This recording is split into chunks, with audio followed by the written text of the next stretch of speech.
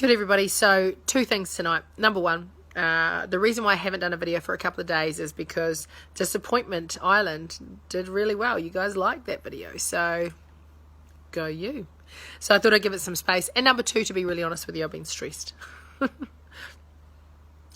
And stressed because we're in COVID, everything is struggling. Peter's business has lost 50% of its revenue, and that's the prediction. That's the I've done the projections for this year, and that's not going to get any better, and there's no place to pivot in that business because the core capabilities to try and retrain or go into a different direction would just be, it'd be a waste of time and energy, and it wouldn't work. So we actually just have to ride the storm. So some businesses have to ride the storm, and that just means getting the cost structure super tight.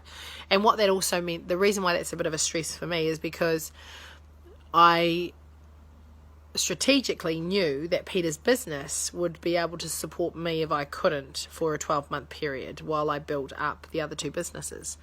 And so in my head, I had space to be able to procure these other organisations in order to create, an income and a lifestyle. Not that we're extravagant. We are probably too generous to other people. My husband is very generous, and to his family. We're probably too generous to our kids, but even that's really stopped. We've had to pull the reins in across the board around what we do and what we don't do. It's not there to be generous with. So even though we are in a compromised revenue position for Pete's business, if Pete's business was all that happened, we're okay.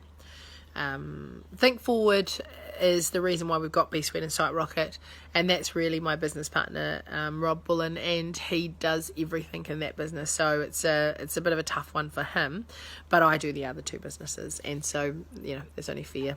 I've got two, he's got one. Makes sense. Anyway, long story short, I was very stressed about that, thinking to myself on Monday, like the thought actually crossed my mind that I need to get a job. And my husband even said it to me, like he goes, you're going to have to look at getting a job. And like he's tried really hard to be supportive, and I really appreciate that. And to be honest with you, Peter and I, in terms of our relationship, we never tell the other one what to do. We don't.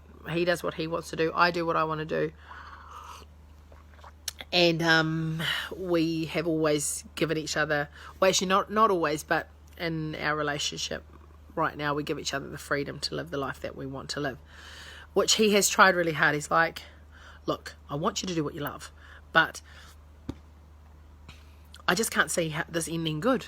You're going to have to get a job, and with all the qualifications you've got, you'll get a job easy. And and so on Monday I was like looking at jobs, and I was like, he's right, I could do that job and that job and that job, all very good money, but I don't want to build another person's business. I want to build my own business. I want to work for myself.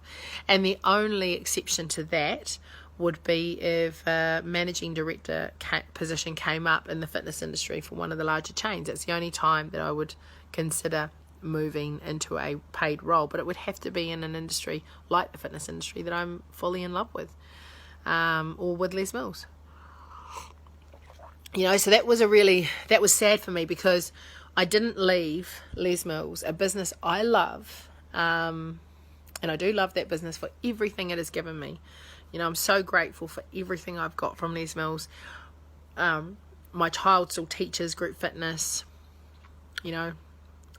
My daughter-in-law is probably going to get a job at, on reception.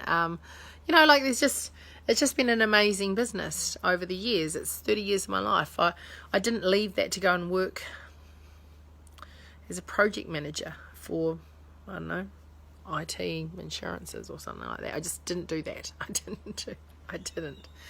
And so, to get to that point where I considered that I might have to was just a little bit gut-wrenching. So the good news behind all of that is that's the reality. You're constantly having to negotiate with what you could do and what you you might have to do, and that's an option. It's not the one you want, but if you don't want that one, well, you better bloody get some other options out there. And sure enough, There are a whole bunch of other options coming, and I'm really excited to announce in B-Suite that we've got a new expert coming on board, which will be fantastic in the early childhood space. So that's going to be cool. We're going to be able to really support early childhood centres that are struggling to get good ERO reviews, and we can not only help them in relationship to how they deal with all of the policy and procedures, but we can also do a coaching process to make sure that those services and systems within their organisation is embedded.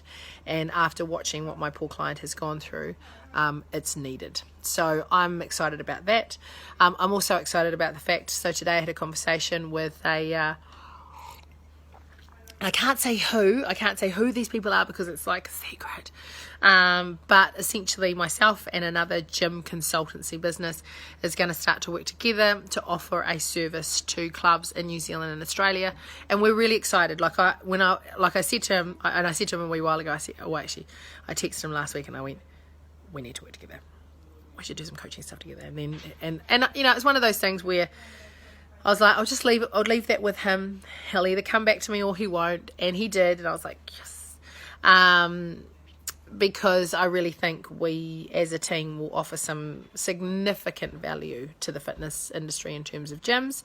And that value will absolutely transcribe into a growth of membership and a increase in income and obviously an increase in profit, which is the name of the game, right?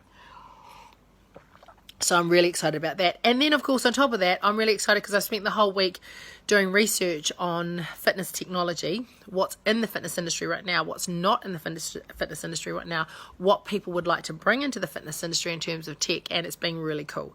So I've been talking with a company in Singapore. I've been talking with visual arts, experiential storytelling story here in Wellington. Wellington is like the Silicon Valley. Auckland try and think that they're the Silicon Valley of New Zealand, but Wellington definitely, I think. Actually, to be fair, I think Lower Hutt is quietly the Silicon Valley of New Zealand. So there's some really amazing tech companies here and some really strong tech gurus around, and of which I'm going to catch up with another guy from Genesis who is going to introduce me to a woman in Australia who's all about tech innovation, and that's going to be super exciting. So, you know what, off the back of a, oh my gosh, what am I going to do week, I've ended the week actually in a really strong space and feeling really good about things. It doesn't mean that cash flow isn't hard. It doesn't mean that business isn't tough. It doesn't mean that we're not staring down the barrel of some significant losses throughout this year, but that's life, and that's life when you're no, you weren't in that video. That's like when you are self-employed and you have your own businesses. So I love you all heaps, and I'll talk to you at some other point. And I'm going to get off the video because it's bad enough that my poor child's cup has been again featured on my video. She doesn't need anything else to be seen. Anyway, I love you guys. Bye.